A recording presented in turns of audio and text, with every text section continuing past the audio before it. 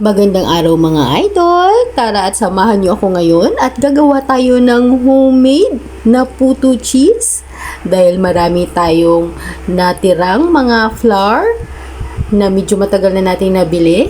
Kaya gagawin natin siyang puto cheese at ang iba ay lalagyan din natin ng salted egg mga idol.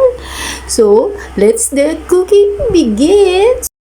I-strain lang muna natin ang ating harina para hindi siya magbuo-buo mamaya pag na-mix na natin at para ma-remove rin kung merong mga unwanted objects dyan sa flour natin. So, hinalo na rin natin yung sugar dyan at maglalagay po tayo ng powdered milk para creamy at saka milky yung lasa ng ating puto at syempre hindi rin mawawala yung ating baking powder dyan mga idol. So nakita nyo na hindi ko na sinukat-sukat dyan kasi kami rin lang naman yung kakain at tansya ko na yung consistency ng paggawa ng puto mga idol. So ayan, maglalagay tayo ng eggs dyan.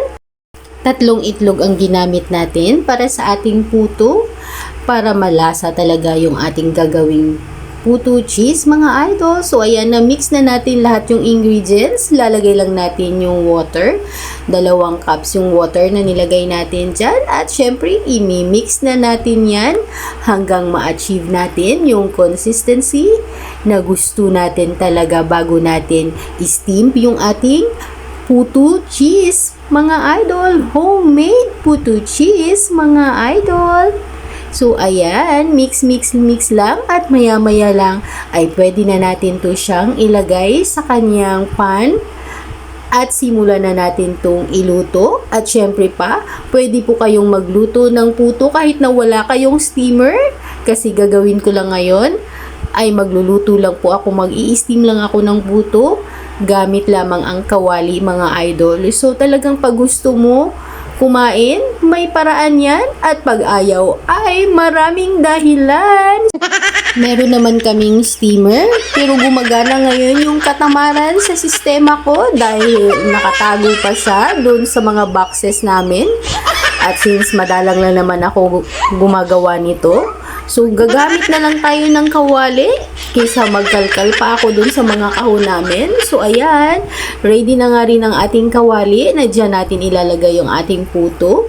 So nakakulo na po yan, takpan lang natin at hintayin lang natin siya na umalsa ang ating puto at naghiwa na rin ako ng cheese at itatap natin yan siya mamaya mga idol at pati na rin yung ating itlog na maalat kasi gustong gusto ko rin to siya sa puto, ang itlog na maalat. So ayan, mabilis lang naman maluto ito mga idol. So itatap ko lang to ang ating cheese, pati na yung ayan, ready na yung salted egg at ayan na yung finished product ng ating steamed puto cheese.